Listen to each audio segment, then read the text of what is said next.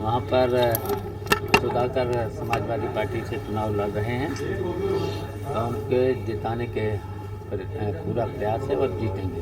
क्या माहौल सर लग रहा है? घोषी का रिपोर्ट आ रही है। समाजवादी पार्टी के प्रत्याशी सुधाकर वहाँ से जीतेंगे, भारी बहुमत से जीतेंगे। 22 के गठबंधन के दोनों साथी दरअसल चौहान और ओम प्रकाश राजभर साथ में नहीं है इस बार, कितना प्रभाव पड़ेगा? देखिए, उनको तो पूरी जनता समझ चुकी है, वो किसी के भी नहीं है। उनके पुराने बयानों को तो आपने समझा ही होगा, पुराने बयानों को समझा है आप सब लोगों ने। क्या बोलते हैं, कब बोलते हैं, किसके लिए क्या बोलते हैं, याद है कुछ? भारतीय जनता पार्टी को बोल रहे थे कि हम जमीन में दफना देंगे, बोल रहे थे, याद होगा, जमीन में दफना देंगे। तो इस तरीके से वो हमेशा बयान देते रहते हैं, और यही और भी हैं, उनकी बहुत सी बातें हैं। सर, उन्होंने एक आपत्तिजनक बयान यादव समाज को लेकर कहा है कि 12 बजे के बाद बिजली चलती है, उस पर बड़ी कड़ी प्रतिक्रिया देखने को मिल रही है लोगों की, क्या कहेंगे? तो वो तो हम बता रहे हैं ना, वो कुछ दिन पहले माननीय प्रधानमंत्री जी को, गृह मंत्री जी को भेज रहे थे, वो भेज रहे थे, गुजरात भेज रहे थे, और योगी जी को गोरखपुर भेज रहे थे। तो इस तरीके के बयान देते हैं, और पिछड़े समाज के लिए कहते हैं, पिछड़े समाज के लिए कहते थे कि ये योगी जी के जूते साफ करते हैं। इस तरीके से हमेशा बयान दिए हैं उन्होंने। तो उन्होंने ये भी तो कहा कि यादव समाज का अब कोई भी मुख्यमंत्री नहीं बनेगा आने वाले समय में। देखिए, वो इस तरीके से बातें करते रहते हैं, उनका जब कोई ठिकाना नहीं है। उन्होंने जब से राजनीति में आए हैं तब से कितने दल बदले।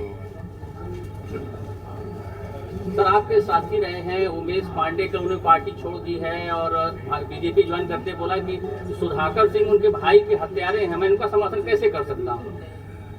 देखिए, सुधाकर संघर्षशील आदमी रहे हैं, समाजवादी पार्टी में हमेशा रहे। ये लोग तो दल बदल हमेशा करते रहे, लेकिन जो उन पर आरोप लगे हैं, गंभीर आरोप लगाया है पांडे जी ने, क्या कहेंगे? तो देखिए, वो तो इस तरीके के आरोप, झूठे आरोप, तो आप समझ ही रहे हो, कितने लोगों पर रिपोर्टें तक लिखी जा रही हैं, झूठी रिपोर्टें। 2005 का मामला है सर, सपा सरकार ही में वो हुआ था उनके भाई का हत्याकांड। देखिए, झूठी समाजवादी पार्टी के लोगों को हमेशा झूठी रिपोर्टें लिखी गई हैं, हमेशा झूठी रिपोर्टें लिखी गई हैं। तो सर, आजम खान पर कितनी झूठी रिपोर्टें लिखी गई हैं। तो क्या प्रभाव पड़ेगा सर घोषी उपचुनाव का? देखिए, सुधाकर समाजवादी पार्टी के प्रत्याशी हैं, उन्हें सभी समाज का वोट मिलेगा, सभी समाज का वोट मिलेगा और जीतेंगे। जीत का असर क्या 2024 में पड़ेगा सर इसका? देखिए, बड़ी बहुमत से जीतेंगे और इसी तरीके से फिर 2024 का चुनाव समाजवादी पार्टी जीतेगी और भारतीय जनता पार्टी को हराएगी। तो सर, इंडिया की गठबंधन की जो बैठक है, तो आगे क्या रणनीति उस पर होगी कुछ? तो इंडिया की बैठक है, बैठक में अब तो तय है कि ये इंडिया गठबंधन मजबूती के साथ भारतीय जनता पार्टी को 2024 के चुनाव में हराएगा। अच्छा सर, एक इंडिया तो चांद पे पहुंच गया, आपका इंडिया कहाँ तक? देखिए, वो तो वैज्ञानिकों को बहुत बहुत बधाई। अब चांद पर जो विज्ञान ने जो काम करके दिखाया है, तो फिर इंडिया ग्रेट है जी। जो आगामी आपका इंडिया बना है, उसके लेके आप क्या, उसके भविष्य? पार्टी से कई विधायक चले गए, कई पूर्व विधायक चले गए, तो क्या इस सिलसिला अभी थमेगा नहीं, क्या लग रहा है? देखिए, जो दल बदलू होते हैं ना, वैसे तो समाजवादी पार्टी में अधिकांश जो पक्के समाजवादी पार्टी हैं कभी नहीं हटते हैं। और जो इधर उधर से आते हैं ना, उनसे थोड़ा सा सावधान रहने की ज़रूरत है। जैसे अभी सर, प्रदेश में बिजली और स्वास्थ्य की स्थिति बद से बदतर होती जा रही है, क्या कहना चाहेंगे आप? देखिए, स्वास्थ्य व्यवस्थाएं पूरी तरह से ठप हैं। इधर बिजली का देख लिए, इतनी महंगी बिजली, और वादा करते हैं 22 घंटे 24 घंटे, और 8 घंटे 10 घंटे से ज़्यादा बिजली कहीं आ नहीं रही। इधर देखिए छापे पर पड़ रहे हैं, FIR भी हो रही है और बिजली देते नहीं।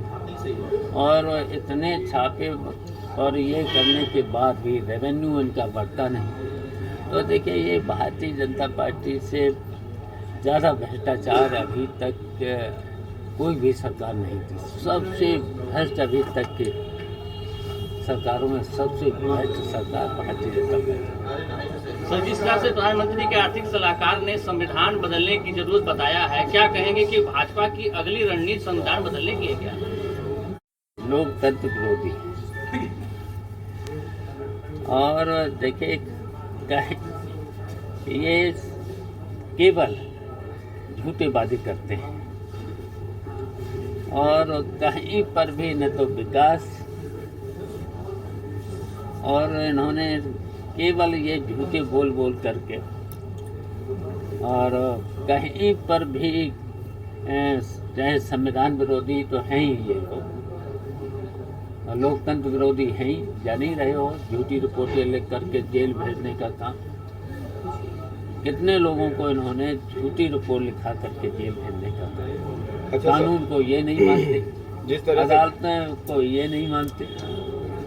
सर, जिस तरीके से अब बातें आई हैं, कांग्रेस के प्रदेश अध्यक्ष ने भी घोषणा की कि अमेठी से राहुल गांधी और वाराणसी से प्रियंका गांधी चुनाव लड़ेंगी, तो इसको लेके आप लोग अपने देखिए, ये तो हमारा जो इंडिया गठबंधन बना है वो निर्णय लेगा कौन कहाँ से लड़ेगा।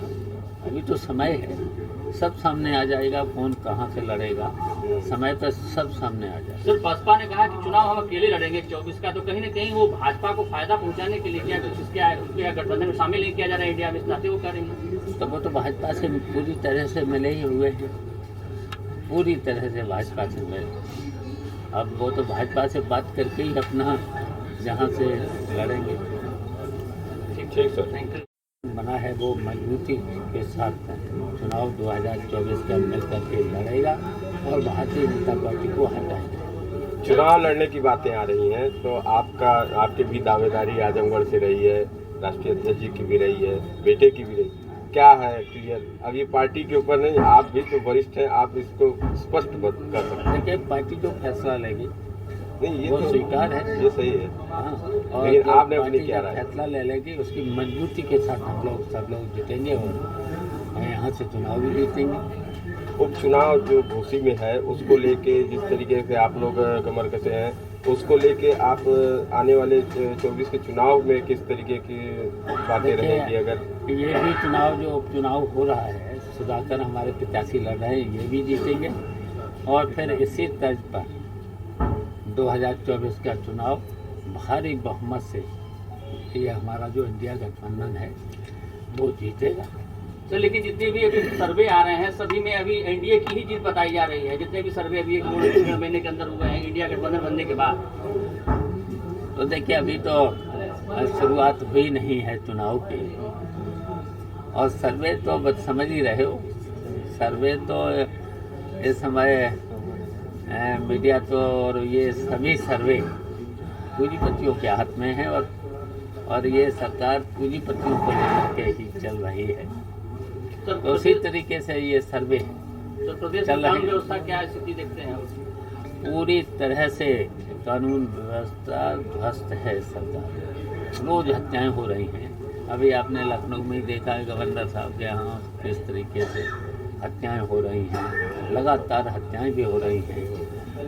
पूरी तरह से कानून व्यवस्था ध्वस्त है सरकार। और विकास के मोर्चे में क्या देखते हैं सरकार? विकास कहीं हो ही नहीं रहा, चारों तरफ गड्ढे ही गड्ढे दिखाई दे रहे हैं, कोई विकास का काम नहीं। झूठे बस वादे और झूठा प्रचार, इसके अलावा कुछ नहीं हो रहा है सरकार। सर कल आपके वही ओम प्रकाश राजभर जी ने ये भी कहा कि शिवपाल जी भारतीय जनता पार्टी ज्वाइन कर सकते हैं, क्योंकि सदन में योगी जी बार बार 27 बार आपका नाम लिया कि चले आइए चले आइए।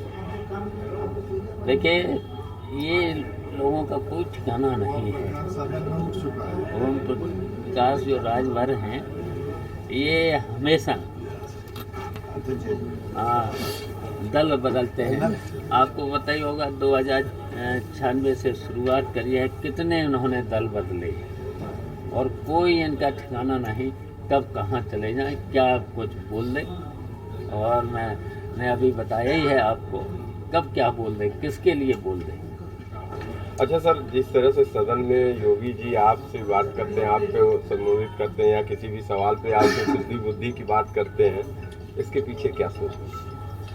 देखिए, ये भारतीय जनता पार्टी षड्यंत्रकारी पार्टी है, विभाजनकारी नीति है इनकी। तो ये हमेशा विभाजन करने की कोशिश करते रहते हैं। तो वो तो आपको अपना साथी बता फूट डालो, परिवार में फूट डालो, आपस में फूट डालो, ये इनकी नीति है। तो आपको तो सम्मान देते हैं, तो हम वो तो देना ही पड़ेगा। हम लगातार 6 बार के विधायक हैं और अब गए थे मैनपुरी, हमारे क्षेत्र में भी इन्होंने कोशिश की थी, लेकिन हमने वहाँ से कितने वोटों से जीता। और इस तरीके से मैनपुरी सीट कितने से जीत, तभी कोशिश की थी उन्होंने विभाजन करने की कोशिश।